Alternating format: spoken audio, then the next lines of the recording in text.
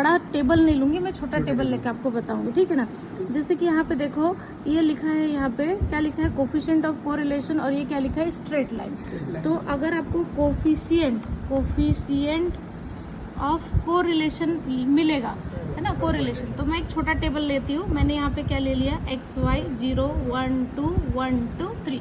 Coefficient of correlation word आपको question paper में ढूंढना है। ओके, सॉल्यूशन क्या करेंगे, एक्स यहाँ पे, वाई यहाँ पे एक्स स्क्वायर, यहाँ पे वाई स्क्वायर, और यहाँ पे एक्स। टेबल समझ में, ये क्या हो गया, 0 1 2 1 2 3। 0 का स्क्वायर 0, 1 का स्क्वायर 1, 2 का स्क्वायर 4, 1 का स्क्वायर 1, 2 का स्क्वायर 4, 3 का स्क्वायर 9।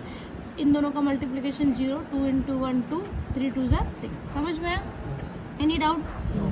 देन इसके बाद में जब हम x का सम करते हैं तो क्या लिखे, समेशन ऑफ x, तो कितना हो जाएगा 3, समेशन ऑफ y कितना हो जाएगा 6, समेशन ऑफ x स्क्वायर कितना हो जाएगा 5, समेशन ऑफ y स्क्वायर कितना हो जाएगा 14, and summation of x y कितना हो जाएगा 8। समझ में आया। इसके बाद जो है हम फॉर्मूला लिखेंगे। अगर आपने सिर्फ ये टेबल बना दिया तो आपको कितने मार्क्स मिलेंगे, 2 मार्क्स मिलेंगे, ठीक है। तो कोफिशिएंट ऑफ कोरिलेशन में एग्जाम में आपको बड़ा टेबल मिल सकता है, मैंने यहाँ पे जल्दी से समझाने के लिए छोटा टेबल लिया। नाउ फॉर्मूला हम यहाँ से याद लिखेंगे, ठीक है ना। कोफिशिएंट ऑफ कोरिलेशन है तो r, रिलेशन का r लेंगे, यहाँ पे हम लिखेंगे summation of x y. Then summation को किससे रिप्लेस कर देंगे, n से, x को x बार से, y को y बार से। देन ओवर रूट लगाएंगे। अगर ये दोनों वैल्यू सेम हो जाएगा तो क्या हो जाएगा, एक्स स्क्वायर, समेशन की जगह n, x की जगह x बार। इसी तरीके से y स्क्वायर n y बार। लेकिन यहाँ पे मैंने समेशन एक्स वाई निकाला है, वो कितना है 8, n का वैल्यू कितना होगा, कॉलम 1 2 3, ये हो गया। लेकिन x बार तो नहीं निकाला, तो x बार मतलब एक्चुअली क्या है, वो आपका मीन है।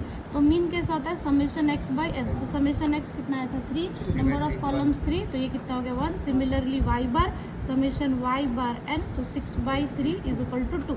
तो यहाँ पे 1 × 2, व्हाट इट, ठीक है। इसी तरीके से समेशन एक्स स्क्वायर हमने यहाँ निकाला है, तो ये वैल्यू कितना हो जाएगा 5, n का वैल्यू 3, एंड x बार 1। इसी तरीके से समेशन y कितना है 14 माइनस, फिर इसके बाद n का वैल्यू 3, x बार का स्क्वायर, ये आप इसको कैलकुलेट करोगे तो वैल्यू 1 आएगी, दैट्स इट। तो for substitution 1 marks, this 1 marks, okay. So इस तरीके से आपका 5 मार्क्स का कॉम्बिनेशन, 2 प्लस फार्मूला को 1 marks, and then remaining 2 marks, each step 1 marks, got it.